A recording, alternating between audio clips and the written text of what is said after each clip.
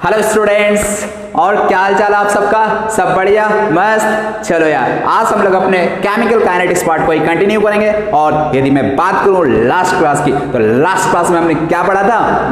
First order reaction के बारे में। और मैंने बताया भी था कि फर्स्ट ऑर्डर रिएक्शन जो है बहुत ही ज्यादा इंपॉर्टेंट है। मीन्स केमिकल काइनेटिक्स का सबसे इंपॉर्टेंट पार्ट क्या है? First order reaction. इसलिए यार जो इस लेक्चर को देख रहे हैं, इससे पहले वाले लेक्चर को तो एटलीस्ट देख ही ले, उसके बाद यार इस लेक्चर को पढ़ने में मजा आएगा, समझ में आएगा, ठीक। और यदि मैं बात करूं फर्स्ट ऑर्डर रिएक्शन में हमने अब तक क्या क्या पढ़ लिया था, तो सबसे पहले तो यार एक्सप्रेशन फॉर के देखा कि फर्स्ट ऑर्डर रिएक्शन के लिए के का एक्सप्रेशन क्या होता है। देन आफ्टर हमने क्या देखा? Expression for T half, expression for life time. और टी हाफ और टी लाइफ टाइम, ये दो इंपॉर्टेंट पॉइंट था। अच्छा, सबसे पहले तो यार मुझे तुम लोग के का एक्सप्रेशन बता दो, याद है कि नहीं याद है? यदि याद नहीं है तो फिर बहुत गलत बात है यार, फिर अपना नुकसान कर रहे हो यार, क्योंकि बताया था फर्स्ट ऑर्डर रिएक्शन बहुत ही इंपॉर्टेंट है। और इसमें दो एक्सप्रेशन तो यार बच्चे को याद होना चाहिए, बहुत ही इंपॉर्टेंट है। एक तो एक्सप्रेशन के का, दूसरा एक्सप्रेशन टी हाफ का। के का एक्सप्रेशन क्या होता है यार फर्स्ट ऑर्डर रिएक्शन के लिए? 2.303 अपॉन में टी, लॉग में C not upon C T. और टी हाफ का एक्सप्रेशन क्या हो जाता है?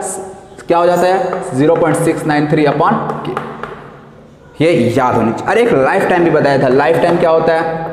लाइफ टाइम का मतलब क्या होता है? लाइफ टाइम का मतलब क्या हो जाता है? मतलब time in which a reaction will be completed. और लाइफ टी हाफ का मतलब क्या होता है? हाफ लाइफ का मतलब time in which a reaction concentration of reactant is reduce to half of its initial value. Time in which concentration of reactant is reduce to half of its initial value. Initial value मान लो यार हमारे पास 100 molar है, तो 100 molar से 50 molar होने में जो समय लगेगा उसे ही टी हाफ कह देंगे। मान लो यार तुम्हारे पास किसी सब्सटेंस का इनिशियल कॉन्सेंट्रेशन 50 मोलर था, तो फिर ऐसे केस में हाफ लाइफ हम लोग किसे कहेंगे? 50 मोलर का 25 मोलर होने में जो समय लगेगा वो कहलाएगा टी हाफ। क्लियर? तो टी हाफ जो फर्स्ट ऑर्डर रिएक्शन के लिए होता है 0.693 के। और एक बहुत ही इंपॉर्टेंट पॉइंट यार याद करने के लिए बोले थे, याद करने के लिए नहीं, नोट करने के लिए। क्या? T half is independent of initial concentration. तो इसको मैं दोबारा जो आज मैं पढ़ने वाला हूँ characteristics of first order reaction, उसमें मैं दोबारा डिस्कस करूंगा। और जीरो ऑर्डर रिएक्शन से थोड़ा लिंक भी करूंगा या रिलेट भी करूंगा कि कहाँ जीरो ऑर्डर और फर्स्ट ऑर्डर में डिफरेंस आ जाता है। एक बहुत ही इंपॉर्टेंट डिफरेंस और है TLT, life time of for first order reaction. और life time value for first order reaction क्या होता है? इन्फिनिटी। याद है ना यार? ये सब बातें याद होनी चाहिए। इन्फिनिटी का मतलब क्या है? लाइफ टाइम का मतलब रिएक्शन कंप्लीट होने में जो समय लग रहा है, और ये टाइम इन्फिनिटी आ रहा है। इन्फिनिटी का मतलब it will take infinite time for its completion. क्या इन्फिनिटी का कोई t equal to infinity, does it have any real existence? कोई रियल एग्जिस्टेंस होता है क्या? नहीं, इनका कोई रियल एग्जिस्टेंस ही नहीं होता है। मतलब ऐसा मैं समझ सकता हूँ इस चीज को कि फर्स्ट ऑर्डर रिएक्शन कभी कंप्लीट होता ही नहीं है कभी कंप्लीट। मतलब करते चले जाओ कभी कंप्लीट नहीं होगा। लेकिन यदि मैं जीरो ऑर्डर रिएक्शन के लिए बात करूं तो वो रिएक्शन कंप्लीट होता था। और रिएक्शन कंप्लीट होता था, समय कितना लगता था यार रिएक्शन को कंप्लीट होने में? याद है? नहीं याद है यार? तो याद रखना, life time for zero order reaction तो C नॉट अपॉन की आता था। ये जीरो ऑर्डर रिएक्शन के लिए था। मैं इसलिए यहाँ पे लिख दे रहा हूँ क्योंकि यार तो चीज़ों को यदि रिलेट करके यदि याद करोगे तो याद रहेगी। लाइफ टाइम यदि मैं टी हाफ और जीरो ऑर्डर बोलूँ तो क्या हो जाता है? C not upon 2K। ये जीरो ऑर्डर के लिए। तो ये सब चीज़ें बहुत ही इंपॉर्टेंट है। और यदि मैं जीरो ऑर्डर के लिए के का वैल्यू बताऊं तो क्या आ जाता था? C nought minus C t upon, ये सब किसके लिए था? जीरो ऑर्डर के लिए था। तो ये सब वैल्यू तो यार याद होनी ही चाहिए। इसके बाद फिर हमने क्या देखा था? Graphs for first order. तो ग्राफ में बहुत सारे ग्राफ्स बताए थे, और फर्स्ट ऑर्डर और जीरो ऑर्डर दोनों का ग्राफ बहुत ही इंपॉर्टेंट है। तो इसलिए यार आप लोग ग्राफ एक बार जाके जरूर देख लेना, और उनको यार रिवाइज करते रहना वो ज़्यादा जरूरी है। क्योंकि थोड़ा ग्राफ में exponential graph, exponential increasing, exponential decreasing, ये सब चीज़ें ऑब्जर्व हो रही थी। और रेट फर्स्ट ऑर्डर रिएक्शन का लगातार क्या होता है? एक्सपोनेंशियली डिक्रीज करता है, टाइम के साथ एक्सपोनेंशियली डिक्रीज करता है। तो ये सब चीज़ें यार थोड़ा ध्यान में रखना, ठीक। और नोट्स बनाए हो तो एक बार जरूर रिवाइज कर लेना इस लेक्चर में आने से पहले, उसके बाद यार ये लेक्चर ज़्यादा अच्छे से समझ में आएगी। तो चलो यार आज के लेक्चर हम लोग स्टार्ट करते हैं। आज हम लोग पहले तो यार फर्स्ट ऑर्डर रिएक्शन के बारे में दो चीज़ पढ़ेंगे। First example of first order reaction पढ़ने वाले, second characteristics of first order reaction पढ़ने वाले। तो एग्जाम्पल्स में यार कुछ 4-5 एग्जाम्पल्स है जो आपको यार याद रखनी है, तो मैं यहाँ पर लिख देता हूँ example of first order reaction.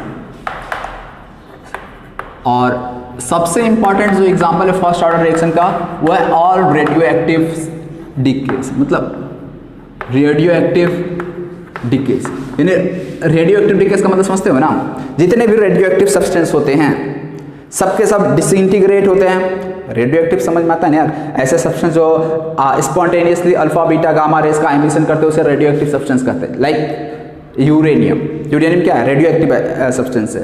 Carbon का 14 आइसोटोप्स के बारे में सुने हो, वो भी क्या रेडियो एक्टिव आइसोटोप्स है। रेडियो एक्टिव का मतलब क्या कि यार वो अपने आप स्पॉन्टेनियसली एक स्पेशल रेज एमिट कर रहे हैं, like alpha beta gamma rays emit करते हैं कॉन्टिन्यूसली, स्पॉन्टेनियसली का मतलब खुद से एमिट करते हैं। तो ये समय के साथ क्या होता है, इनका अमाउंट जो है ना, amount of that substance decrease करता जाता है। तो इसी को हम लोग क्या होता है radioactive decay. Decay term क्यों आया, क्योंकि वो डिक्रीज कर रहा है कॉन्सेंट्रेशन, अमाउंट क्या हो रहा है डिक्रीज कर रहा है। तो जितने भी रेडियो एक्टिव डिकेज होते हैं वो सब के सब फर्स्ट ऑर्डर रिएक्शन का एग्जांपल होता है। जैसे यूरेनियम का डिसइंटीग्रेशन या बोलो यूरेनियम का डीके, कौन सा ऑर्डर फॉलो करेगा, फर्स्ट ऑर्डर। या कोई भी रेडियो एक्टिव डीके हो रहा है वो कौन सा ऑर्डर फॉलो करेगा, फर्स्ट ऑर्डर फॉलो करेगा। ठीक, तो इसलिए हम लोग यार केमिकल काइनेटिक्स के अंदर एक और चैप्टर को पढ़ लेते हैं, न्यूक्लियर केमिस्ट्री। चैप्टर अलग है लेकिन मैं बोल सकता हूँ केमिकल केमिस्ट्री का ही, केमिकल काइनेटिक्स का ही हिस्सा है। क्यों ऐसा, क्योंकि केमिकल काइनेटिक्स में फर्स्ट ऑर्डर पढ़ते हैं और nuclear chemistry first order reaction होता है, तो उसका भी जो रिलेशन होता है वह बिल्कुल यार बिल्कुल फर्स्ट ऑर्डर के सिमिलर होता है। तो लास्ट में हो सकता है मैं चैप्टर के लास्ट में पढ़ाऊंगा न्यूक्लियर केमिस्ट्री अलग से।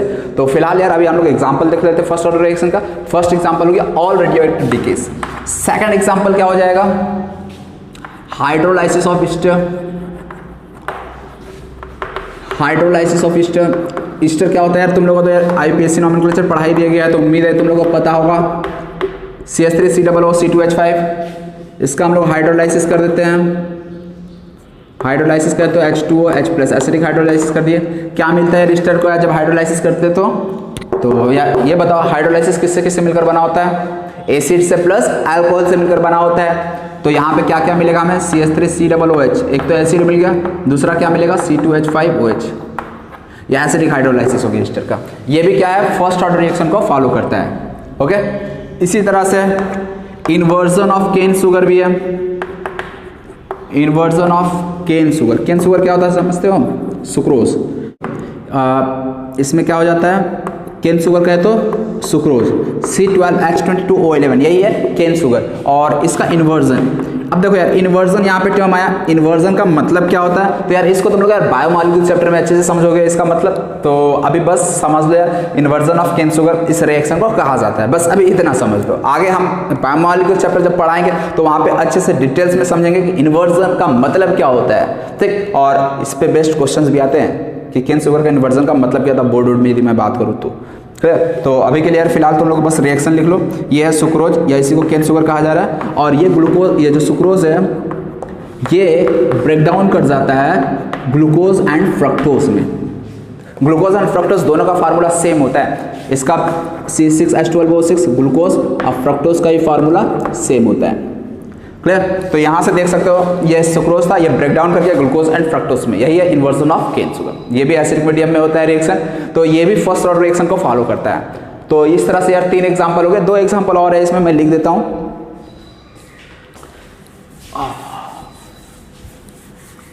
देखो यार फर्स्ट एग्जांपल,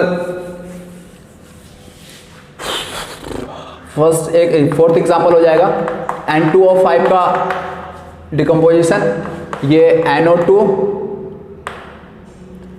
यहाँ पे 4NO2 प्लस O2 में डिकम्पोज कर जाता है N2O5। देखो यार बैलेंस रिएक्शन, देखिए रिएक्शन बैलेंस होना चाहिए। यदि बोर्ड में लिख रहे हो, यदि मैं सब्जेक्टिव पेपर की बात करूँ तो वहाँ जितने भी केमिकल रिएक्शन लिख रहे हो वो सब के सब बैलेंस होना चाहिए। ऑर्गेनिक रिएक्शन को छोड़ दो यार, मैं जितने भी इनऑर्गेनिक रिएक्शन की बात कर रहा हूँ उसकी बात कर रहा। और एक और रिएक्शन इसमें H2O2 का डिकम्पोजिशन है। H2O2 का डिकम्पोजिशन या H2O प्लस O2 में ब्रेक डाउन कर जाता है। रिएक्शन बैलेंस कर लो, रिएक्शन बैलेंस है। तो इस तरह से यार कुछ एग्जांपल्स है, ये सब फर्स्ट ऑर्डर रिएक्शन को फॉलो करते हैं और एटलीस्ट 3 से 4 एग्जांपल याद होनी चाहिए। और ये 5 एग्जांपल कौन सा बड़ा है, फर्स्ट एग्जांपल है radioactive decay, second example है हाइड्रोलाइसिस ऑफ ईस्टर। ईस्टर का हाइड्रोलाइसिस होता है, इससे क्या बनता है, एसिटिक एसिड या एसिड प्लस अल्कोहल बनता है। Inversion of cane sugar, cane sugar का हाइड्रोलाइसिस करते हैं यार, ये ग्लूकोज एंड फ्रक्टोज में ब्रेक डाउन कर जाता है। N2O5 का डिकम्पोजिशन, NO2 + O2 में H2O का डिकम्पोजिशन, H2O, ये सब कुछ फर्स्ट ऑर्डर रिएक्शन के एग्जांपल थे। तो अब हम लोग फर्स्ट ऑर्डर रिएक्शन के बाद चलते हैं characteristics of first order reaction, और जो कि बहुत ही इंपॉर्टेंट है। तो इसलिए कैरेक्टरिस्टिक पार्ट्स को आप लोग यार थोड़ा ध्यान से देखना है, तो इसे मैं मिटा देता हूँ, आप लोग नोट कर लो। चलिए यार, नेक्स्ट है characteristics of first order reaction, heading डाल लो। और यार पहले बता दिया, ध्यान से यार ये पार्ट को आप लोगों को पढ़ना है, ध्यान से एकदम यार, इधर उधर डाइवर्ट मत होना तुम लोग। Characteristics of first order reaction, first order सबसे पहला कैरेक्टरिस्टिक क्या है?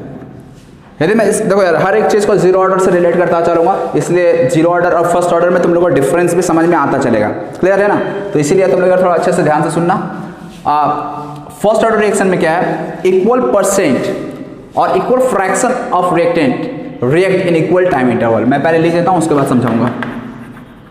Equal percent of reactant react in equal time, मतलब क्या यार? इक्वल टाइम है, इक्वल टाइम इंटरवल बात करो, ठीक? मतलब क्या? Equal percent of reactant react in equal time, इसका मतलब क्या है?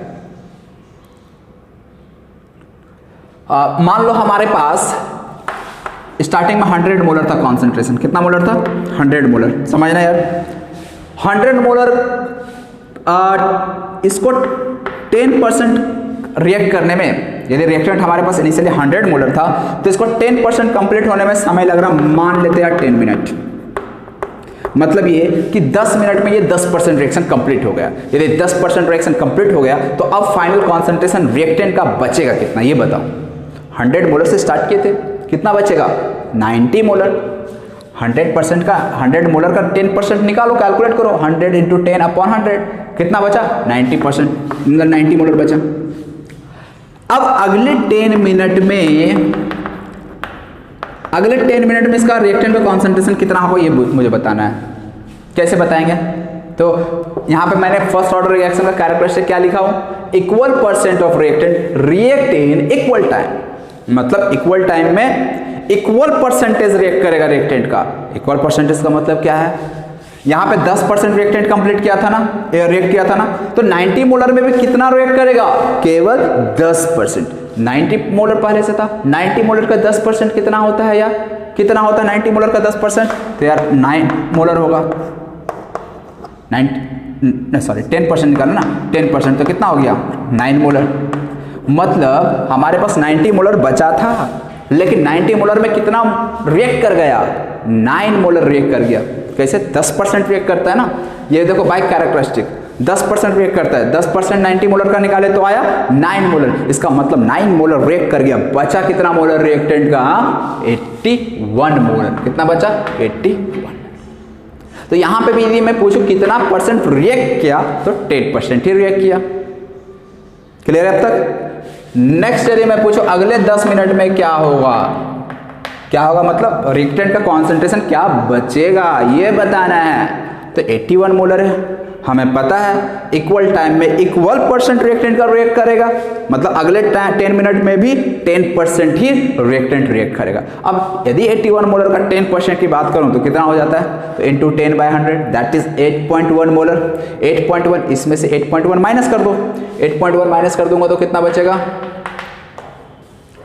72.9 मोलर बचेगा। क्लियर? तो इस तरह से ये फर्स्ट ऑर्डर रिएक्शन का कैरेक्टरिस्टिक होता है। इक्वल टाइम इंटरवल में वो इक्वल परसेंट ही रिएक्टेंट का रिएक्ट करेगा। और उसके बाद समझ सकते हो, अब यहां पे तुम क्या ऑब्जर्व करोगे? फिर अगला 10 पर समथिंग आएगा, समथिंग हर 10 मिनट में यार ये घटता जाएगा, ऐसा होता जाएगा। लेकिन मान लिया हमारे पास घटते 0.1% बचा, 0.1 मोलर बचा। फिर अगला 10 मिनट में यदि मैं बात करूंगा, मान लिया ये तो कम होता जा रहा है ना, देख रहे हो ना, 100 मोलर से स्टार्ट किए, कम होता गया। मान लिया कम होते 0.1 मोलर के आसपास पहुंच गया। फिर अगले 10 मिनट में क्या होगा? इसका 10% और घटेगा, इसका 10% और माइनस कर देंगे, जो भी आएगा वैल्यू।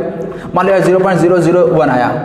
फिर अगला 10 मिनट में क्या होगा? इसका अगला 10 मिनट में क्या होगा? और कंसंट्रेशन कम होता चला जाएगा। तुम लोग एक चीज मुझे बताओ, क्या रिएक्शन ये कभी कंप्लीट होने वाला है? नहीं, कभी कंप्लीट होने वाला नहीं है। इसलिए बताया था कि life time first order reaction का क्या होता है, इन्फिनिटी होता है, मतलब इनफाइनाइट टाइम पे रिएक्शन कंप्लीट, मतलब कोई रियल मतलब है ही नहीं। तो इस तरह से यार ये फर्स्ट ऑर्डर रिएक्शन का फर्स्ट इंपॉर्टेंट कैरेक्टरिस्टिक्स था जो आपको याद रखनी है। इसको मैं यदि जीरो ऑर्डर से रिलेट करूँ तो जीरो ऑर्डर में हमने क्या पढ़ा था, पहले उस चीज़ को भी यहाँ पे देख लेते हैं ताकि यार दोनों का कैरेक्टरिस्टिक आपको याद हो जाएगा। तो देखो यार जीरो ऑर्डर के लिए मैंने क्या पढ़ा था, यदि हमारे पास 100 मोलर कॉन्सेंट्रेशन है, यदि हमारे पास 100 मोलर कॉन्सेंट्रेशन है तो मैं क्या बताया था कि अगले 10 मिनट में मान लो यार इसका कॉन्सेंट्रेशन 90 मोलर हो जाता है, ठीक है। यहाँ पे देखो इक्वल परसेंटेज नहीं था, मतलब 100 मोलर था तो 90 मोलर, मतलब 10 मिनट में कितना परसेंटेज रिएक्ट किया, 10% रिएक्ट किया, तो अगला 10% में भी कितना रिएक्ट करेगा, तो यहाँ पे भी कितना होगा 10% ही, लेकिन 10% किसका, 100 मोलर का। मतलब इसमें फिक्स होता है हर अगले 10 मिनट पे 100 मोलर का 10% रिएक्ट करेगा, मतलब 100 मोलर का 10% 10 मोलर होता है ना, इसका मतलब फर्स्ट 10 मिनट में 90 मोलर हुआ तो अगले 10 मिनट में भी इसका कॉन्सेंट्रेशन कितना हो जाता है, 80 मोलर। यहाँ पे देखिए 90 मोलर का नहीं देखा मैंने, यहाँ पे मैं 90 मोलर के रेस्पेक्ट में नहीं देख रहा हूँ कि यार 10%, 100 मोलर इनिशियल कॉन्सेंट्रेशन के रेस्पेक्ट में बता रहा हूँ कि हर टाइम पे वो क्या होगा 10% 100 मोलर का कंज्यूम होता जाएगा। या फिर मैं इसको ऐसा बोल सकता हूँ, यहाँ इक्वल परसेंटेज जो रिएक्टेंट का बच रहा है उसका 10% कंज्यूम हो रहा है हर टाइम पे। लेकिन जीरो ऑर्डर रिएक्शन में क्या होता है, इक्वल मोलर जो जीरो ऑर्डर रिएक्शन में क्या हो जाएगा, जो अमाउंट ऑफ सब्सटेंस है ना वो सेम कंज्यूम होगा आफ्टर इक्वल टाइम इंटरवल। मतलब यहाँ पे 10 मिनट में 10 मोलर कंज्यूम हुआ तो अगले भी 10 मिनट में वो 10 मोलर ही कंज्यूम होगा। शायद मेरे जीरो ऑर्डर रिएक्शन में यार तुम लोगों को परसेंटेज लिखवा दिया था, equal percentage of reaction completes in equal time, ठीक है। तो इक्वल परसेंटेज का इक्वल अमाउंट ऑफ सब्सटेंस या equal amount of reactant consumes in equal time, वो कर लेना। मतलब इक्वल अमाउंट का मतलब कि परसेंटेज के टर्म्स में नहीं, अमाउंट के टर्म में देखो ज़्यादा अच्छे समझ में आ जाएगा। 100 मोलर से 90 मोलर हो रहा था, 90 मोलर से फिर 80 मोलर हो रहा है अगले 10 मिनट में, फिर इसी तरह से यार अगले 10 मिनट में क्या हो जाएगा 70 मोलर हो जाएगा, मतलब 70 मोलर हो जाएगा। मतलब हर अगले 10 मिनट में क्या हो जाएगा, इसका कॉन्सेंट्रेशन सेम अमाउंट से कम होगा।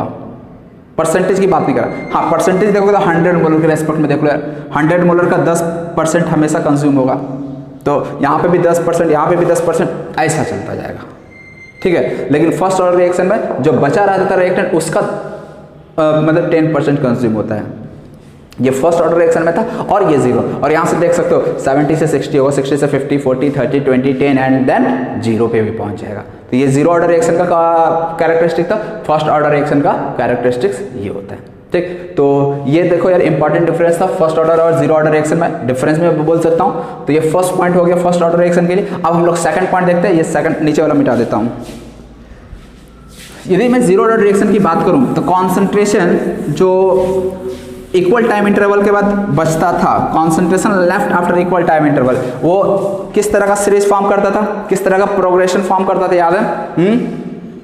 क्या करता था, एपी अरिथमेटिक प्रोग्रेशन फॉर्म करता था। लेकिन यदि मैं फर्स्ट ऑर्डर रिएक्शन की बात करूं तो थोड़ा तुम लोग सोच के बताना, ठीक है ना। तुम लोग के लिए काम है कि फर्स्ट ऑर्डर रिएक्शन के लिए आफ्टर इक्वल टाइम इंटरवल जो रिएक्टेंट का कॉन्सेंट्रेशन लेफ्ट होगा वो कौन सा प्रोग्रेशन फॉर्म करेगा, ये तुम लोग को बताना है, ठीक। मैं यहाँ पे बताता हूँ, तुम लोग वीडियो पॉज करके थोड़ा सोचना, थोड़ा दिमाग अपना खर्च करना। यहाँ पे देखो यार, मान लो हमारे पास कोई रिएक्शन है ए से बी, टी इक्वल टू 0 पे इसका कॉन्सेंट्रेशन सी नॉट, यदि टी इक्वल टू टी पे कॉन्सेंट्रेशन बोलो तो क्या हो जाएगा, सी टी हो जाएगा। और सी टी का वैल्यू क्या होता है, याद है क्या होता है, पता है, बताया था ना, क्या होता है, सी नॉट इंटू ई का पावर माइनस के टी, यही होता है। यदि मैं टी इक्वल टू 2t पे बोलूँ तो यार क्या हो जाता था कॉन्सेंट्रेशन, सी टी का वैल्यू क्या हो जाएगा 2t, तो यार यहाँ पे kt है, 2t पे क्या हो जाएगा सी नॉट माइनस 2kt हो जाएगा।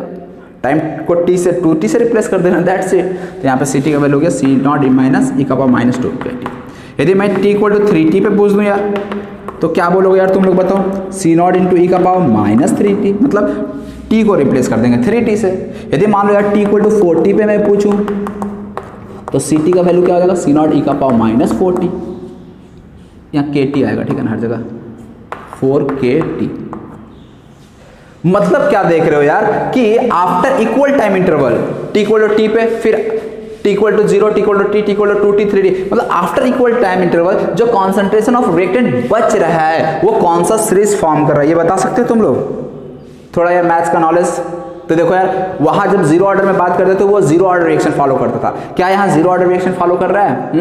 यहाँ जीरो ऑर्डर बोल रहे हैं, वहां क्या फॉर्म करता था? अरिथमेटिक प्रोग्रेशन, एपी फॉर्म करता था, मतलब डिफरेंस बिटवीन टू टर्म्स जो आता था वो सेम आता था। लेकिन यहाँ पे यदि मैं इसको माइनस करूंगा, फिर इसको माइनस करूंगा, इसको माइनस करूंगा, क्या सेम आएगा? नहीं।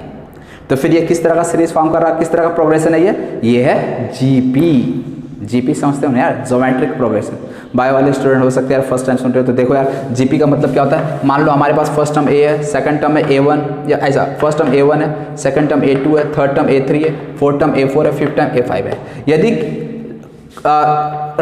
जो ratio, common ratio second term by first term, third term by second term, fourth term by third term, इस तरह से जो रेशियो है, यदि रेशियो सेम रहता है तो ऐसे को बोलते हैं जीपी, ज्योमेट्रिक प्रोग्रेशन।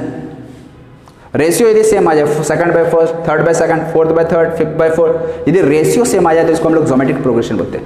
अब यहाँ पे जरा चेक करो तो यहाँ पे रेशियो क्या आएगा। मान लो दिस बाय दिस कर दिया, ठीक, दिस बाय दिस कर दिया, तो या फिर दिस बाय दिस भी करो, जो भी दिस बाय दिस करोगे तो ई का पावर माइनस के टी बचेगा रेशियो।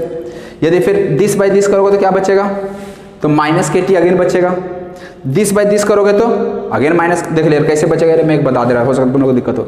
मैं इसको टी इक्वल टू टी और टी इक्वल टू 0 का रेशियो देखना चाहता हूँ, तो यहाँ पे सी नॉट ई का पावर माइनस के टी है और नीचे में सी नॉट है, क्या बचा? ई का पावर माइनस के टी। इसी तरह से टी इक्वल टू 2T और by t equal to t का कॉन्सेंट्रेशन का रेशियो देखना चाहता हूँ, तो टी इक्वल टू 2T पे कॉन्सेंट्रेशन क्या है? सी नॉट ई का पावर माइनस 2 के टी, और टी इक्वल टू टी पे कॉन्सेंट्रेशन क्या है? सी इक्वल इतना, सी नॉट उड़ गया, यहाँ से ई नॉट का पावर माइनस 2 के टी और माइनस माइनस प्लस के टी, दैट इज क्या बच जाएगा? ई का पावर माइनस के टी बच जाएगा। इसी तरह से फिर दिस बाय दिस भी करोगे तो भी का पावर माइनस के टी, दिस बाय दिस करो तो भी का पावर माइनस के टी, मतलब जो conjugate after equal time interval बात करूं तो जो रेशियो आएगा वो कॉमन आएगा, सेम आएगा। इस तरह से मैं क्या बोल सकता हूं? After equal time interval concentration of reactant left are in GP. आया समझ में? तो यार इसको मैं नोट करके लिख रहा हूं, तुम लोग भी यार नोट कर लेना इस पॉइंट को। आफ्टर इक्वल टाइम इंटरवल, और वहां पे जीरो ऑर्डर में ये एपी फॉर्म करता था। After equal time interval concentration of reactant left are in GP, ठीक है ना, GP में होता है। तो ये सेकंड पॉइंट हो गया। थर्ड पॉइंट मैं लिखता हूं, उसके लिए आप लोग इसको नोट कर लो, मैं इसे मिटा रहा हूं।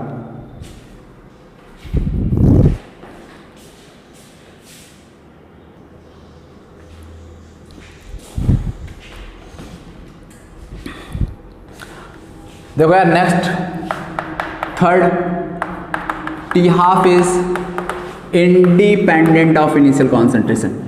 ऑलरेडी यार मैं स्टार्टिंग में भी आज बता दिया था, T half is independent of initial concentration. मतलब क्या? टी हाफ का एक्सप्रेशन फर्स्ट ऑर्डर रिएक्शन के लिए क्या होता है? 0.693 अपॉन के।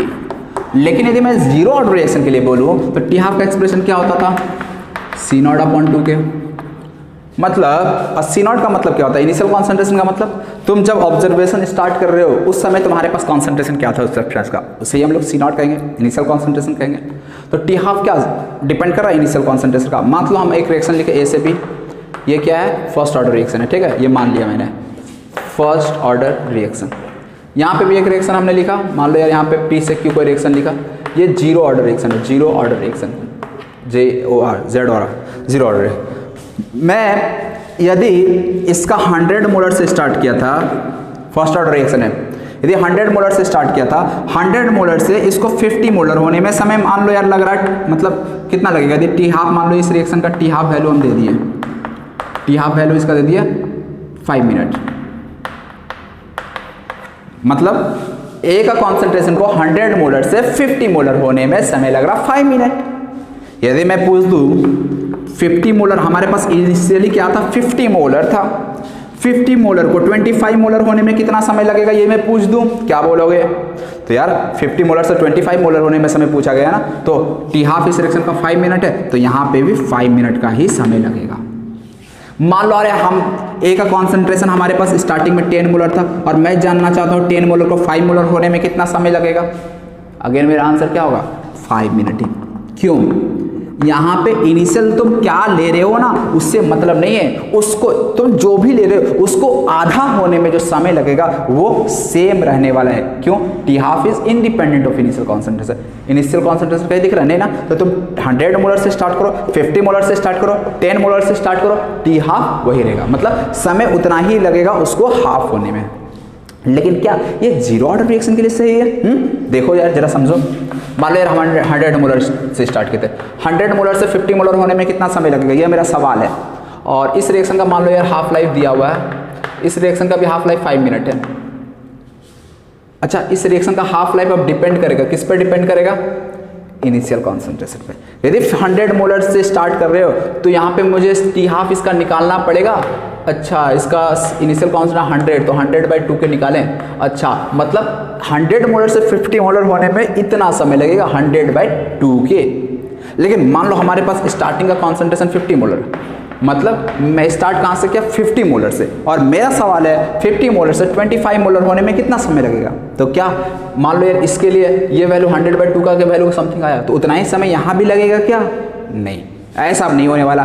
क्यों, फिर टी हाफ यहाँ पे क्या हो जाएगा, इसके लिए टी हाफ का वैल्यू क्या हो जाएगा, स्टार्टिंग कॉन्सेंट्रेशन 50 मोलर है ना, तो 50/2 के।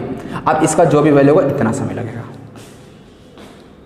सीख रहे हो मैं क्या सिखाना चाह रहा हूँ? फर्स्ट ऑर्डर रिएक्शन में टी हाफ होता है, तुम किस कॉन्सेंट्रेशन के साथ स्टार्ट करो इससे कोई मतलब नहीं होता। लेकिन जीरो ऑर्डर रिएक्शन के लिए इससे मतलब होता है कि तुम यार किस कॉन्सेंट्रेशन के साथ स्टार्ट कर रहे हो। तुम्हारे पास यदि 50 मोलर है तो C0/2 के, C0 के बाद 50 पुट करके देखना पड़ेगा टी हाफ का वैल्यू कितना आ रहा है, फिर जितना टी हाफ है उतने में ये 50 से 25 होगा। मान लो यार तुम्हारे पास 10 मोलर है टी का कॉन्सेंट्रेशन और तुम जानना चाहते हो 5 मोलर कितने समय में होगा, तो क्या करना पड़ेगा, 10 मोलर यहाँ पे रखो, 10/2 के समथिंग वैल्यू आएगा, तो जितना भी वैल्यू आया उतने समय में ये 10 मोलर से 5 मोलर आएगा।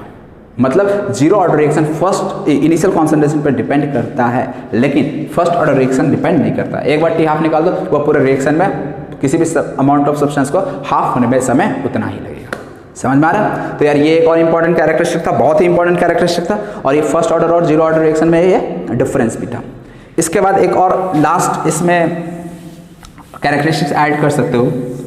जीरो ऑर्डर के लिए मैं बात करूँ और रेट का क्या होता था, वेरिएशन विद टाइम। रेट क्या होता था जीरो ऑर्डर के लिए बात करूँ तो रेट का एक्सप्रेशन याद है, Ka⁴, मतलब रेट इक्वल टू कांस्टेंट। क्या टाइम के साथ या कॉन्सेंट्रेशन के साथ रेट ऑफ रिएक्शन चेंज होता था? बिल्कुल नहीं होता था। टाइम कॉन्सेंट्रेशन सबसे इंडिपेंडेंट है। लेकिन फर्स्ट ऑर्डर रिएक्शन के लिए रेट इक्वल टू क्या होता है, रेट इंटू के इंटू ए, मतलब रेट इक्वल टू के, और ए टी का वैल्यू क्या हो जाता था, ए टी, तो A0 इंटू सी या C0 लिख देता हूँ, C0 e का पावर माइनस के टी, याद है कॉन्सेंट्रेट, ये मतलब कॉन्सेंट्रेशन एट टाइम टी है, तो ये वैल्यू होता था C0 इंटू e का पावर माइनस के टी। क्या यहाँ रेट ऑफ रिएक्शन टाइम से इंडिपेंडेंट है? नहीं, यहाँ पे तो जीरो ऑर्डर रिएक्शन में rate is independent of time and concentration. क्या यहाँ मैं ऐसा बोल सकता हूँ? बिल्कुल नहीं बोल सकता, बिल्कुल नहीं बोल सकता। देख सकते हो रेट एक्सपोनेंशियल है, इंक्रीज करेगा कि डिक्रीज करेगा? हाँ, डिक्रीज करेगा, माइनस साइन है ना, बता दिया था ना ये सब। यहाँ पे ग्राफ यदि मैं रेट वर्सेस टाइम का ड्रॉ करूँ तो ग्राफ कैसा आता था, t=0 पे कितना हो जाएगा, t=0 पुट करूँगा तो k इंटू C0 के बराबर हो जाएगा वैल्यू, और ये ग्राफ ऐसा देगा। ऑलरेडी यार ये सब चीज़ बताए हुए हैं। तो यार रेट याद रखना है। फर्स्ट ऑर्डर रिएक्शन के लिए क्या होता है, for first order reaction FR लिख देता हूँ, ठीक है ना। फर्स्ट ऑर्डर रिएक्शन रेट क्या होता है, एक्सपोनेंशियली डिक्रीज करता है विद टाइम। यहाँ पे लिख देता हूँ, rate exponentially decreases with time. लेकिन जीरो ऑर्डर रिएक्शन में क्या था, rate of reaction is independent of time, मतलब टाइम से कोई फर्क नहीं पड़ता, रेट जो था वही रहेगा ओवरऑल रिएक्शन के लिए, जबकि फर्स्ट ऑर्डर रिएक्शन में एक्सपोनेंशियली डिक्रीज करता है। तो ये कुछ इंपॉर्टेंट कैरेक्टरिस्टिक्स थे फर्स्ट ऑर्डर रिएक्शन के, ठीक। तो जो थ्योरेटिकल पार्ट था फर्स्ट ऑर्डर रिएक्शन का यही था। इसके बाद हम लोग को क्या करना है, फर्स्ट ऑर्डर पे कुछ न्यूमेरिकल्स करना है। तो पहले आप लोग ये चीज़ नोट कर लो। तो चलो यार देखो, अब हम लोग फर्स्ट ऑर्डर रिएक्शन पे बेस्ड कुछ नए नए प्रॉब्लम्स करेंगे। और यार फर्स्ट क्वेश्चन आप लोग को दिख रहा होगा यहाँ फर्स्ट ऑर्डर पे बेस्ड। तो यार क्या करना है, वीडियो को पॉज करके खुद से कोशिश करना है। और स्टार्ट करने से पहले यार एक चीज मैं बता देता हूँ कि फर्स्ट ऑर्डर के जितने भी क्वेश्चन है वो आपको केवल 2 ही फार्मूला यूज करने से सारे क्वेश्चन बन जाए। और वो 2 फार्मूला कौन सा, एक तो expression for K and second one is T half K expression. K का एक्सप्रेशन क्या होता है for first order reaction, 2.303 upon में T log C0 by Ct। T half का एक्सप्रेशन क्या होता है, 0.693 बाय के। ठीक, तो ये 2 एक्सप्रेशन आपको याद रखना है के एंड टी हाफ के लिए। उसके बाद फर्स्ट ऑर्डर का ऑलमोस्ट सारे क्वेश्चन आपसे बच जाएंगे। तो और भी इसके अलावा अदर ट्रिक्स होते हैं तो मैं बताऊंगा जहां जरूरत पड़ेगा। तो फर्स्ट हम लोग इस क्वेश्चन को करते हैं। आप लोग वीडियो पॉज करके पहले खुद से कोशिश करना है इस क्वेश्चन को। सवाल क्या कहता है, rate constant for a reaction A2B gives this, calculate T1/3, T1/2, T2/3। सबसे पहले तो यार मतलब समझते हैं 1/3 का मतलब क्या है, 1/2 का मतलब 2/3 का मतलब। तो देखो यार T1/3 का मतलब रिएक्शन को 1/3 कंप्लीट होने में कितना समय लग रहा है, इसे ही हम लोग T1/3 कह देंगे। 1/2 का मतलब रिएक्शन को 1/2 कंप्लीट होने में कितना समय लग रहा है। 2/3 का मतलब रिएक्शन को 2/3 होने में कितना समय लग रहा है, उसे हम लोग T2/3 कह देंगे। क्लियर है क्वेश्चन अब? तो चलो यार क्वेश्चन यदि क्लियर नहीं था पहले तो फिर से वीडियो पॉज करके आगे कोशिश करना। चलो मैं बताता हूँ, T1/3 निकालना है। तो के का एक्सप्रेशन यार देखो मैं यहाँ पे लिख देता हूँ साइड में, 2.303 अपॉन में T log C0 upon Ct। ठीक है, तो टी को यदि इधर भेज दूंगा तो ये क्या बन जाएगा एक्सप्रेशन, 2.303 अपॉन में के इधर log C0 अपॉन Ct आ जाएगा। चलिए यहाँ तक। तो चलो यार T1/3 मतलब 1/3 पार्ट ऑफ रिएक्शन को कंप्लीट होने में कितना समय लगेगा ये हमें निकालना है। कैसे निकाला जाएगा, तो यार चलो एक्सप्रेशन में पुट करो, 2.303 बाय में के आ जाएगा log C0 upon Ct। C0 तो चलो यार इनिशियल कॉन्सेंट्रेशन होता है, Ct क्या होता है, कॉन्सेंट्रेशन है टाइम t या फिर concentration of reactant left after time t। समझ में आ रहा? तो यहाँ पे 1/3 का मतलब क्या है, 1/3 पार्ट ऑफ रिएक्शन को कंप्लीट होने में जो समय लगा। तो 1/3 पार्ट कंप्लीट हो गया, हमें तो यहाँ पे concentration of reactant left after time t लिखना होता है। मतलब यदि हमारे पास कोई रिएक्शन कुछ इस तरह का है, मैं पहले तो बेसिक बता देता हूँ कॉन्सेप्ट। कोई रिएक्शन हमारे पास इस तरह से, ये C0 ये इनिशियली 0 था, आफ्टर टाइम t क्या हुआ, C0 माइनस x, ये x, इसे ही हम लोग Ct कह देते हैं। तो ये कॉन्सेंट्रेशन जो बचा होता है रिएक्टेंट का उसको हमको यहाँ पे लिखना होता है। और यहाँ पे तो बोला जा रहा है कि 1/3 पार्ट को कंप्लीट होने में जो समय लगा, और 1/3 कंप्लीट का मतलब कि यदि स्टार्टिंग में कॉन्सेंट्रेशन C0 था तो कॉन्सेंट्रेशन आफ्टर T1/3 कितना हो जाएगा, तो 1/3 कंप्लीट हो गया ना। स्टार्टिंग में C0 था तो C0 में से C0 का 1/3 माइनस कर दो पार्ट, कितना बच गया, 2C0/3। मतलब समझ में आ रहा है, यानी 1/3 यदि कंप्लीट हो गया तो बचा कितना, 2/3 C0। तो यहाँ पे Ct की जगह पे क्या लिखेंगे, 2/3 C0। बस यही चीज आपको समझना था। तो यार चलो अब यहाँ से T1/3 इक्वल टू 2.303 बाई के की जगह पे क्या लिख सकते हैं यार, 6.93 इंटू 10⁻³ लिख सकता हूँ। और चलो देखो यार बहुत तरीका है इसको बनाने का, C0 अपॉन Ct, Ct की जगह पे 2/3 को मैं ऊपर भेज देता हूँ और यहाँ C0, ये 3 ऊपर कैसे चला गया समझ में आया ना। Ct की जगह पे आएगा 2/3 C0, ये उड़ गया log 3/2, और यहाँ नीचे के की जगह पे क्या आएगा, 6.93 इंटू 10⁻³। क्लियर है यहाँ तक? 6.93।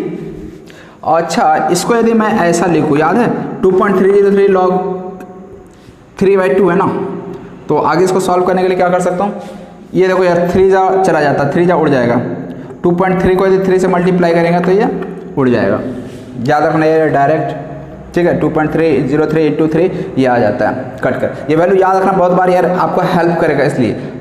अब यहाँ पे तो 1/3 इंटू 10⁻³ 10⁻³ को ऊपर ले चले जाओ, तो 10⁻³ नीचे क्या बचा, 3 बचा, और लॉग में क्या बच रहा है, 3/2 बच रहा है। बस यार अब क्या, लॉग का वैल्यू सॉल्व करना है, आंसर निकालना और पुट कर देना, खत्म कहानी। देख लो यार फिर भी 1000/3 इंटू log 3 माइनस log 3/2 का वैल्यू कैसे निकालेंगे यार, तो log 3/2 का मतलब log 3 minus log 2, log a by b क्या होता है, log a minus log b, तो जस्ट ये पुट करो log 3 माइनस log 2। देखिए एक मैं बिल्कुल बच्चों की तरह कैलकुलेशन कर रहा हूँ, इसके बाद मैं डायरेक्ट लिखूंगा ये सब वैल्यू, ठीक है ना। बेसिक्स इतना आप लोग को आना चाहिए, तो यहाँ पे 1000/3 t1/3 का वैल्यू कितना हो जाएगा 1000/3 log 3 माइनस log 2। log 3 का वैल्यू कितना होता है यार 0.4771, इसको मैं 0.48 लिख सकता हूँ, ऑलरेडी यार मैं बता चुका हूँ ये।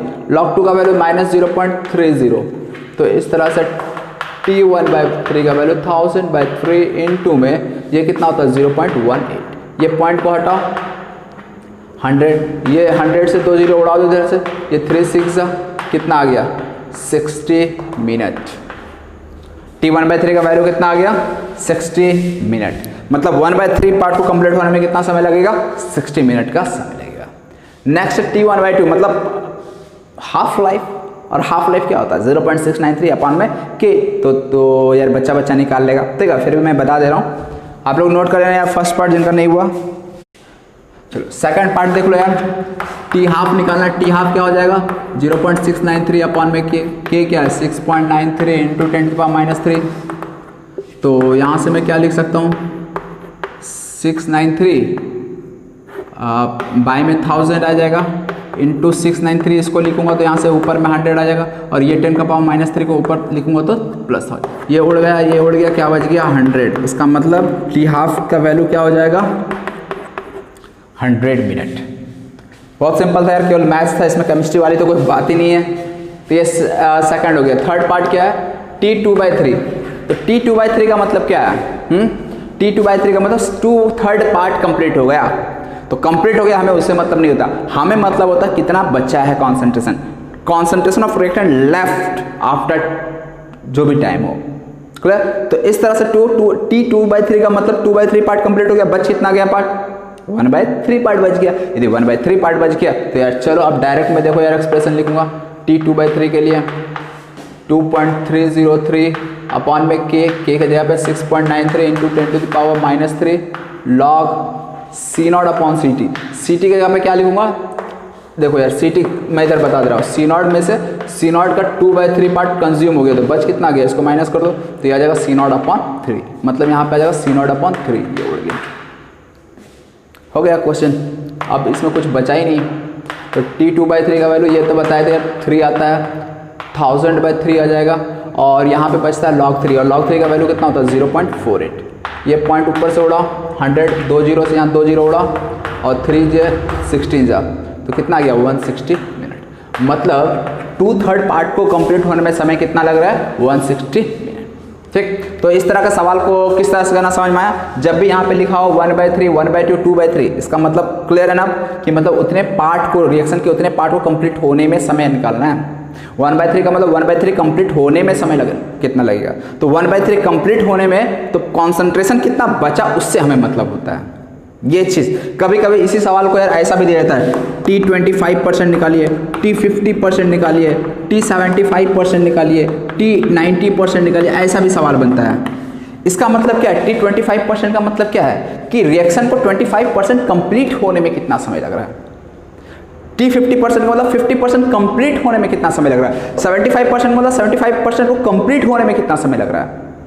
तो यदि मान लो जैसे सवाल रहती है t25% के लिए क्या आ जाएगा टाइम, यही सेम क्वेश्चन है, क्या करते कैसे करते हैं। तो देखो यार स्टार्टिंग कॉन्सेंट्रेशन यदि C0 मान लेते हैं, C इनिशियल यदि मान लो मैं C0 मान लेता तो C फाइनल क्या हो जाता है, C0 का 25% कंप्लीट हो रहा है, तो स्टार्टिंग में था C0 और C0 का 25% कंप्लीट हो गया, C0 का 25% कंप्लीट हो गया, इसका मतलब कितना हो गया 3/4 C0। यही है ना माइनस करने के बाद, इसका मतलब इनिशियल कॉन्सेंट्रेशन C0 था तो फाइनल कॉन्सेंट्रेशन कितना हो जा रहा है 3/4 C0। तो ये अब देखो अभी जो मैंने तरीका बताया वो यार बिल्कुल एज यूजुअल। अब आपको यार इतना समय नहीं लेना है ये सब सवाल को सॉल्व करने में। अब यदि जब भी इस तरह से दिया हो तो आप डायरेक्ट शॉर्टकट में क्या करोगे, तो ज़्यादा कुछ मैं नया आप लोगों को ट्रिक नहीं बताने जा रहा हूँ, जस्ट यार मैथमेटिक्स ही मैं बताने जा रहा हूँ। यदि जब भी 1/3 है, 1/3 का मतलब क्या 3 का 1 पार्ट, तो इसको यार मैं शॉर्ट में कितना बचेगा ये मैं कैसे बताऊंगा, तो जस्ट 1 - 1/3 कर दो, कितना बचा 2/3। रुको यार मैं पहले मिटा देता हूँ इसको, उसके बाद मैं फिर से इसी क्वेश्चन को मैं सॉल्व कर देता हूँ, ठीक है ना। तो मैं पूरा सॉल्व नहीं करूँगा, अब जस्ट एक्सप्रेशन लिखकर छोड़ दूंगा क्योंकि ऑलरेडी यार आंसर सबका कैलकुलेट कर चुके हैं। तो जैसे फर्स्ट पार्ट था t1/3 में समय कितना लगेगा, तो 2.303 k log C0 upon CT। तो देखो यार जब भी फ्रैक्शन, यहाँ पे देख रहे हो यहाँ पे फ्रैक्शन में बात किया जा रहा है 1/3 पार्ट को, 1/2 पार्ट को, 2/3 पार्ट को कंप्लीट होने में कितना समय लगेगा। तो जब भी फ्रैक्शन में पार्ट की बात किया जाए तो C0/1/3 पार्ट को है ना, इसका मतलब यहाँ पे 2/3 बचेगा। डायरेक्ट 1/3 है तो उसको 1 में से 1/3 माइनस कर दो, 2/3। बताने वाली इस बात है क्या? बिल्कुल नहीं यार। तो इस तरह से जो भी यहाँ से आंसर आएगा, एक आ गया T1/2 तो चलो यार डायरेक्ट आ जाता। T2/3 का मतलब कितना है? तो 2/3 का मतलब क्या हो गया? C0/1/3 बचेगा, 2/3 है ना। तो जस्ट देखो यार 1 माइनस इतना ही बच्चों की तरह करने की जरूरत नहीं है। 2/3 है तो जस्ट 3 में से 2 पार्ट ऑलरेडी कंप्लीट करना है, तो बचेगा कितना? 1 पार्ट। या फिर 1 माइनस 2/3 करके देख लो तो 1/3 बच जाएगा, दैट इज C0/3। उसके बाद सॉल्व कर लो, आंसर आ जाएगा। समझे? अच्छा यही चीज़ अभी मैं बोल रहा था कि यदि 25% रिएक्शन का होता तो क्या करते हैं? तो यार देखो 25% कंप्लीट कराना है ना रिएक्शन को, तो 25% कंप्लीट का मतलब क्या हो जाएगा? तो देखो यार इसको डायरेक्ट क्या करेंगे, लॉग यहाँ C0 अपॉन फिर 3/4 C0 निकाले थे ना, तो 3/4 C0 पुट करने की जरूरत नहीं है। 25% का मतलब रिएक्शन 25% कंप्लीट हुआ, तो बच्चे का कितना रिएक्टेंट का कॉन्सेंट्रेशन? 75%। तो ऐसा कर सकते हो, परसेंट में जब भी हो ना तो एक काम करो, ऊपर C0 मत लिखा करो, डायरेक्ट 100 लिखा करो, और नीचे 75% बचेगा ना तो नीचे डायरेक्ट 75% जो बचेगा यहाँ, और स्टार्टिंग में 100 मान लो। इस चीज़ को समझो। इसी तरह से यहाँ C0 लिखने का बार बार जरूरत नहीं था। यदि फ्रैक्शन में जब भी सवाल दिया हो तो फ्रैक्शन में क्या करो, C0 को 1 मान लो और जो भी बच रहा है उसको नीचे यहाँ पे लिख दो। जैसे यहाँ पे 1/3 था ना, इसका मतलब स्टार्टिंग कॉन्सेंट्रेशन हम 1 मानेंगे तो ये 2/3 आ जाएगा, क्योंकि C0 तो कट जाता है ना, इसलिए मैं ऐसा बोल रहा हूँ। इसी तरह से इस वाले सवाल में परसेंटेज है ना 25%, तो ऐसा कर लो, इनिशियल कॉन्सेंट्रेशन 100 मान लो, तो बच कितना आ जाएगा? 25% कंप्लीट हो रहा है तो 75%, तो डायरेक्ट 75 लिखो। उसके बाद क्या यार, सॉल्व कर लेना, आ जाएगा आंसर। समझ में आ रहा? तो जब भी परसेंटेज दिया 25% कंप्लीट होने में कितना समय, तो यहाँ 75 आएगा, ऊपर 100। यदि मान लो यार पूछ दिया होता T40% कंप्लीट होने में कितना समय लगेगा, तो 2.303/k log, अब 40% कंप्लीट होने में समय पूछा है ना, तो 100 में 60 आ जाता। क्यों? 40% कंप्लीट, तो बचेगा कितना रिएक्टेंट? 60% ही बचेगा, तो 60। अब इसको पता चला यार स्टार्टिंग का कॉन्सेंट्रेशन तुम लोग C0 मान रहे हो, फिर कॉन्सेंट्रेशन एट टाइम T क्या किए, C0 में से C0 का 40% कंप्लीट हो जा रहा है, तो यार इतना कैलकुलेट कर रहे हो, 5 - 2 3 C0/5। इतना करने की कोई ज़रूरत नहीं है, डायरेक्ट परसेंटेज के फॉर्म में लिखो, 100 मान लो इनिशियल कॉन्सेंट्रेशन और 40% 100 में से माइनस करो, बचेगा 60, डायरेक्ट लिखो, आंसर आ जाए, खत्म कहानी यहाँ पे। समझे? तो चलो यार इस तरह से यार पहला क्वेश्चन ये फर्स्ट ऑर्डर पे बेस्ड था, जो कि बहुत ही सिंपल था। अब हम लोग कुछ और इस पे बेस्ड क्वेश्चंस कर लेते हैं, आप लोग नोट कर लो इससे पहले। नेक्स्ट क्वेश्चन यार ये है, देखो मैं क्वेश्चन पहले रीड कर देता हूँ, उसके बाद आपको वीडियो पॉज करके स्टार्ट हो जाना है। The rate constant for a first order reaction, देखिए F for first order reaction is 60 second inverse, how much time will it take to reduce the initial concentration of the reactant to the 1/16 value. Rate constant first order reaction का given है, मतलब K का value दिया हुआ है। How much time will it take to reduce the initial concentration, मतलब initial concentration को आपको रिड्यूस करके कहां तक ले जाना है, 1/16 ऑफ इट्स वैल्यू। इसका मतलब क्या है, यदि इनिशियल कॉन्सेंट्रेशन में C0 कहता हूं तो फाइनल कॉन्सेंट्रेशन कितना हो गया, C0/16। अब यहां पे 1/16 से रिड्यूस किया जा रहा है या फाइनल कॉन्सेंट्रेशन ही C0/16 है। तो देखो यार 2 का मतलब क्या है, इनिशियल कॉन्सेंट्रेशन को 1/16 कर दिया गया है। मतलब हमने यदि कोई रिएक्शन स्टार्ट किया कुछ इस तरह से A से B, स्टार्टिंग कॉन्सेंट्रेशन C0 था, तो ये C0/16 हो चुका है, ये क्वेश्चन का मतलब है। It has been reduced to the 1/16 value, मतलब कॉन्सेंट्रेशन A का C0 था, इसको C0/16 कर दिया गया, मतलब अब ये CT का वैल्यू ही गिवन है C0/16। क्लियर हो रहा है? बहुत अच्छी बात। तो चल यार वीडियो फिर से नहीं बना था, आगे सब प्रोसीड करो खुद से। अब हमें तो नहीं पता चल रहा यार क्या करना है, नहीं पता चल रहा, तो यार एक ही तरीका है, पहले तो जो कैलकुलेट करना है उसके लिए फार्मूला लिखो, उसके बाद रास्ता अपने आप दिख जाएगा। How much time will it take, time निकालना है, तो time equal to first order reaction है, तो ये फार्मूला लगा देंगे 2.303/k log C0/CT। चलो यार टाइम का वैल्यू, K का वैल्यू तो हमें पता है, K का वैल्यू 60, इनिशियल कॉन्सेंट्रेशन C0 और फाइनल कॉन्सेंट्रेशन कितना हो जाएगा, C0/60। 16 ऊपर क्यों हो गया? Clear? Very good very good. चलो यार टाइम निकाल लो। 2.303 अपॉन में 60 और इंटू में log 16 को क्या लिख सकता हूँ यार? 2 का पावर 4 लिख सकता हूँ। फिर यार log का प्रॉपर्टी तुम लोग को थोड़ा बहुत तो पता होगा, a का पावर m है तो m को हम लोग इंटू में मल्टीप्लाई कर सकते हैं। ये 4 को यहाँ पे क्यों ले आए समझ में आया? और log 2 का वैल्यू क्या होता है? 0.30, 0.3 लिखता हूँ। ऑलरेडी यार मैंने बोला था ना log 2 का, log 3 का, log 5 का, log 7, ये 4 वैल्यू यार याद होना चाहिए, याद होना चाहिए। ठीक है, बार बार मैं बताऊंगा नहीं कि सब इंपॉर्टेंट है। पॉइंट गया तो यहाँ पे 320 और फिर आगे 4 5 काट देता हूँ इसको, तो ऊपर वैल्यू क्या बच रहा है? 2.303 को 2.30 लिखता हूँ और नीचे 5 और 10 बच रहा है।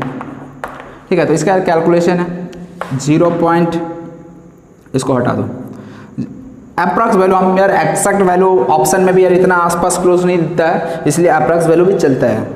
तो 0.25 4 23 30 5 6 30 इतना और बाई में 10, तो ये 0.046 बस यही करना था। टाइम निकल आया, मतलब इनिशियल कॉन्सेंट्रेशन को 1/16 होने में कितना समय लगेगा? 0.046 सेकंड हुआ ना। के का यूनिट सेकंड इनवर्स था, तो यहाँ जो टाइम भी आएगा वो सेकंड में आएगा। क्लियर? तो चलो यार जिनका नहीं हुआ था वो नोट कर ले। नेक्स्ट क्वेश्चन पे हम लोग आते हैं।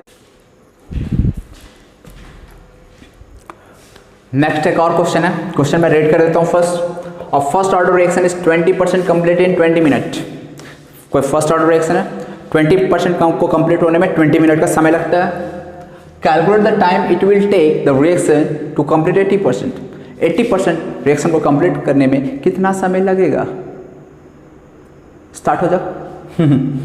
चलो सबसे पहले क्या निकालना है? टाइम कितना को कंप्लीट होने में? 80% को कंप्लीट होने में। कैसे निकालेंगे? तो यार फार्मूला सब कुछ है तुम्हारे पास, log C0/Ct। अब यदि 80 पहले देखो जो फाइंड आउट करना है ना उसके लिए एक्सप्रेशन लिखेंगे। पहले क्या लिखेंगे? जो फाइंड आउट करना है उसके लिए एक्सप्रेशन, उसके बाद फिर हम लोग आगे पीछे देखेंगे क्या क्या करना नहीं करना। 80% कंप्लीट, इसका मतलब यदि हम मान लेते हैं कि इनिशियल कॉन्सेंट्रेशन 100 था तो 80% कंप्लीट का मतलब 80% कंप्लीट हो गया, बच कितना गया? 20%। 20% का मतलब Ct की जगह पर 20, बस। C0 Ct कुछ नहीं लिखने का जरूरत है, लिखने का लिख सकते हो यार। एग्जाम में मान लिया यार बोर्ड में आ जाए तो यार स्टार्टिंग का कॉन्सेंट्रेशन ऐसा लिख देना यार, यदि बोर्ड में आ गया तो कि इनिशियल कॉन्सेंट्रेशन हमने मान लिया C0, फाइनल कॉन्सेंट्रेशन कितना हो जाएगा? तो C0 तो स्टार्टिंग का था, उसमें से 80% कंप्लीट हो गया तो C0 का 80% माइनस कर दो, तो यार इस तरह से 20 C0/100 बच गया, दैट इज C0/5 बच गया। फिर C0/5 को यहाँ पे पुट करोगे तो ये भी क्या आएगा? फाइनली 5 आएगा। तो इतना कुछ करने से अच्छा यार डायरेक्ट परसेंटेज यदि दिया हुआ है, परसेंटेज इतना % कंप्लीट हो रहा है तो डायरेक्ट आप माइनस करके देख लो। 80% कंप्लीट हो रहा मतलब 20% बचा, तो यहाँ पर डायरेक्ट 20 डाल दो, कहानी यहीं पे ख़त्म हो जाता है। उसके बाद क्या? के का वैल्यू तो ऑलरेडी दिया है, नहीं के का वैल्यू नहीं दिया। हाँ टाइम दिया था, टाइम कितना था? 20 मिनट। तो एक काम करो, टी को इधर ले जाओ, के को इधर ले जाओ, 20 मिनट है ना। अब नेक्स्ट क्या है? एक काम करो, इसको रिएक्शन 1 कर दो, सॉरी इक्वेशन 1। सेकंड क्या? How much time it will take to, अच्छा sorry, first order reaction is 20% complete in 20 minute. इसके लिए अब चलो लगाओ यार, के इक्वल टू क्या लिखेंगे? 2.303/t। टी कितना लग रहा है? 20 मिनट। log C0/Ct, C0 इतना, Ct कितना लिखेंगे? 20% कंप्लीट, मतलब यहाँ 80 आ जाएगा। दिक्कत है? क्लियर है? क्लियर है ना? इक्वेशन 2। अब के का वैल्यू ऑलरेडी यार हम यहाँ से निकाले हुए हैं ना। के को सब्सटीट्यूट, के चेंज होगा क्या सेम रिएक्शन के लिए? बिल्कुल नहीं होगा। तो के का वैल्यू यार मैं यहाँ सब्सटीट्यूट कर देता हूँ, 2.303/20 log 5 दिस इक्वल टू 2.30, ओए सेम चीज़ हो गया। अच्छा कैलकुलेट, सॉरी यार यहाँ पे टी आएगा ना।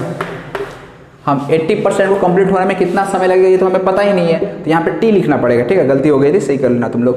तो यहाँ पे 2.303/t log 5 आ जाएगा, और यहाँ पे 2.303/20 और log यहाँ पे कितना आ जाएगा? 5 × 4 log 5/4। अब देखो यार टी निकालना है, क्या केमिस्ट्री खत्म हो चुका, क्या बचा? मैथ्स बचा। और ये कौन सा भारी मैथ्स तो है नहीं, बहुत ईजी मैथ्स है। log 5 है, log 4 है, क्या करा जाए? log 5 का वैल्यू 0.7 लिख सकता हूँ। याद देखिए, अच्छा वैल्यू मिटा दी है, नोट कर लेना तुम लोग, वैल्यू याद रखना। बाई टी इक्वल टू ये क्या बचेगा 1/20, ऊपर क्या बचेगा log 5/4, तो log 5 minus log 4 that is 0.70 और माइनस log 4 का वैल्यू कितना हो जाता है log 4 का वैल्यू हमें नहीं पता, कैसे कैलकुलेट करेंगे log 4 का वैल्यू? हमने तो तुमको 4 वैल्यू सिखाया केवल याद करने के लिए, log 2, log 3, log 5, log 7, हमें log 4 का वैल्यू चाहिए, कैसे कैलकुलेट करेंगे? तो देखो यार, जिनको नहीं समझ में आ रहा, log 4 को क्या लिख सकते हैं log 2 का स्क्वायर लिख सकते हैं ना, और फिर log का प्रॉपर्टीज लगा दो यार, इसको 2 log 2 लिख देंगे, और log 2 का तो वैल्यू याद करने सिखाए हैं ना। log 2 का वैल्यू कितना होता है 2 × 0.30 दैट इज 0.60। इसीलिए मैंने बोला था कि यार केवल 2, 3, 5 और 7 का वैल्यू याद है ना, तो इसके हेल्प से आप बाकी वैल्यू भी कैलकुलेट कर सकते। मान लो log 8 का वैल्यू नहीं पता, log 8 का वैल्यू यदि कैलकुलेट करना हो तो क्या करोगे, तो log 8 को log 2 का पावर 3 और पावर 3 तो 3 log 2 लिख सकते हो, और log 2 का वैल्यू हमें पता है 0.30, तो 3 × 0 0.90 आ गया, खत्म कहानी। समझ रहे हो? हाँ, ऐसे ही करना होता है। तो यार ये 0.70 और माइनस log 4 का वैल्यू 0.60, चलो टाइम निकालना था, तो ये 0.70 अपॉन में t दिस इक्वल टू ये 0.10 बचा बाय में 20। तो एक काम करो, यहाँ से t इक्वल टू क्या आ जाएगा 20 को इधर भेजो, एक काम करो ये 0 को हटा दो, डेसिमल के बाद 0 को कोई मतलब नहीं है, 0.7। देखो यार t इक्वल टू t को इधर लेगा तो इसको इधर ले जाना पड़ेगा, 0.7 इंटू में t होगा और बाय में क्या आ जाएगा 0.1, ये पॉइंट भी उड़ जाएगा, तो t इक्वल टू कितना आ गया 7 × 14 140 मिनट ही आएगा ना, 140 मिनट। खत्म हो गया। सवाल हार्ड था क्या? बस आप क्या करना था, 80% रिएक्शन को कंप्लीट होने में कितना समय लग रहा था वो निकालना था। तो सबसे पहले हमने एक्सप्रेशन लिख दिया k equal to this much. हमें यदि k पता चल जाए तो t निकल आएगा। k कैसे पता चलेगा, तो फर्स्ट पार्ट हमने पढ़ा रिएक्शन क्वेश्चन का, तो यहाँ से पता चला 20% को कंप्लीट होने में 20 मिनट का समय लग रहा है, तो 20% को कंप्लीट होने में 20 मिनट का समय लगा, तो k निकालिए। k तो फर्स्ट ऑर्डर के लिए सेम ही रहेगा, क्लियर। तो k को मैंने सब्स्टिट्यूट कर दिया दूसरे इक्वेशन में, सॉल्व किया, t निकल गया, बस सवाल खत्म। आसान था। इस तरह का क्वेश्चन यार बोर्ड में बहुत आता है, बहुत ज़्यादा आता है, CBSE वाल में तो बहुत ही आता है, ठीक है। तो इसलिए यार अब चलो एक और लास्ट क्वेश्चन करते हैं, और वो लास्ट क्वेश्चन भी बहुत ही इंपॉर्टेंट क्वेश्चन है, बहुत ही इंपॉर्टेंट, बहुत ही फेमस क्वेश्चन है, ऑलरेडी कई बार आ चुके हैं अलग अलग एग्जाम में, ठीक। तो चलो नेक्स्ट क्वेश्चन मैं लिख देता हूँ। चलिए यार देखो क्वेश्चन क्या है, इंपॉर्टेंट क्वेश्चन है यार, मैं पहले लिख देता हूँ, very important question. So that in case of first order reaction, the time required for 99.9% of the reaction to take place is about 10 times than that required for half the reaction.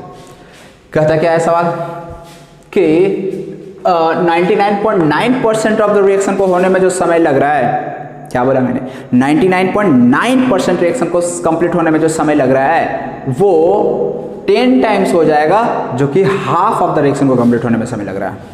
Half of the reaction को complete होने में कितना समय लगता है?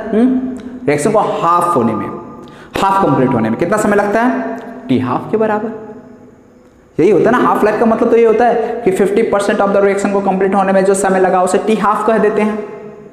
तो 50% of the reaction को complete होने में जो समय लगा t हाफ, उसका 10 टाइम्स लगेगा 99.9% ऑफ द रिएक्शन को कंप्लीट होने में। मतलब कहने का मतलब क्या है यार, जैसे समझो 99.9% रिएक्शन को कंप्लीट होने में कितना समय लग रहा है? 10 times than that required for half the reaction. मतलब 50% के टर्म में लिखो तो 50% रिएक्शन को कंप्लीट होने में जो समय लग रहा है उसका 10 टाइम्स समय लग रहा है 99.9% ऑफ द रिएक्शन को कंप्लीट होने में। आपको बस यही चीज को तो प्रूफ करना है। मतलब 99.9% को पहले समय निकालो कितना लगेगा, फिर 50% को लगा, और 50% का 10 टाइम्स क्या इसके बराबर आ रहा है, बस ये प्रूव कर देना है। क्वेश्चन हार्ड है, इजी है। चलिए बहुत इजी क्वेश्चन, अब तुम लोग समझ में आ ही गया होगा। तो चलो पहले वीडियो पॉज करके तुम लोग खुद से प्रूव करने की कोशिश करना, नहीं होता तो फिर यार आप लोग सॉल्यूशन पे आना। सबसे पहला काम होगा t 99.9% को निकाल लो यार, समय कितना लगेगा 99% ऑफ द रिएक्शन को कंप्लीट होने में। 2.303/k log C0/Ct। C0 की जगह पे मैं 100 लिख दूँ। बता देना जब भी परसेंटेज का टर्म में हो तो हम C0 को 100 मान लेंगे और Ct को 100 माइनस 99.9 कितना बच जाएगा यार 0.1। ये पॉइंट को हटा दो 1000, तो यहाँ से 2.303 10 log 1000 का वैल्यू कितना होता है 3 होता है ना 3। अब बाय में ख़त्म, बाय के ये T99.9% हो जाएगा। और 3 × 2.303 का वैल्यू कितना होता है पता है तुम लोग को? बताए थे ना यार, ये बहुत ही काम का वैल्यू है। ये होता है 0.693 अपॉन में के। कुछ गलती नहीं है ना?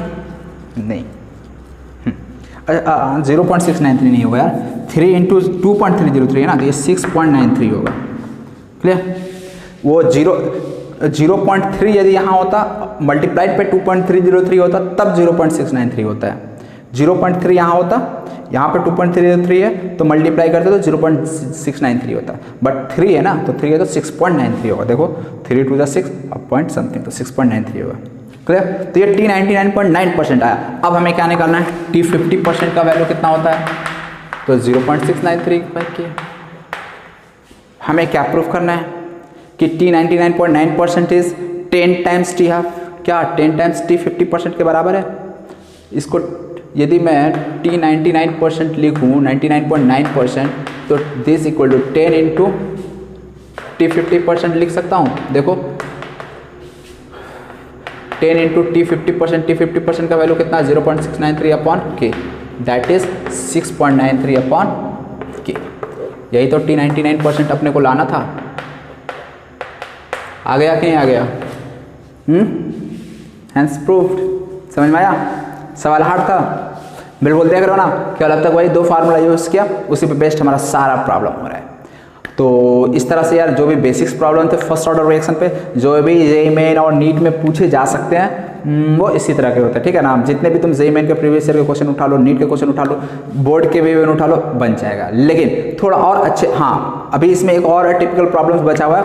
बहुत बार क्या होता है फर्स्ट ऑर्डर रिएक्शन पे क्वेश्चन प्रेशर के टर्म्स में वेरिएशन दे देता है। मतलब अभी हर जगह कॉन्सेंट्रेशन के टर्म में बात हुआ, कॉन्सेंट्रेशन इतना हो जा रहा है, इतना हो जा रहा है। बहुत बार क्या होता है क्वेश्चन में प्रेशर के टर्म्स में, यानी गैसेस रिएक्शन के लिए फर्स्ट ऑर्डर रिएक्शन को किस तरह से हम लोग यूज़ करते हैं, अप्लाई करते हैं, वो चीज़ सीखना है। तो वो अपन लोग नेक्स्ट क्लास में सीखेंगे। ठीक, अभी लेक्चर ऑलरेडी यार बहुत लंबा हो चुका है, तो इसीलिए अब हम लोग वीडियो को यहीं पे समाप्त करते हैं। आप लोग यार हर एक चीज़ पहले जितने भी क्वेश्चंस करवाएं उसको डबल प्रैक्टिस कर लेना, जिससे कि यार फाउंडेशन आपका अच्छा हो जाए। और जैसे कि बताया यार मोस्टली प्रोबेबली जो है ना क्वेश्चन फर्स्ट ऑर्डर का रहता है, इसलिए यार इस टॉपिक को यार हल्के में लेने का तो गलती करना ही नहीं है। ठीक है बच्चों, तो चलो यार वीडियो को यहीं पर समाप्त किया जाए। वीडियो देखने के लिए बहुत बहुत thanks. Have a nice day and bye bye.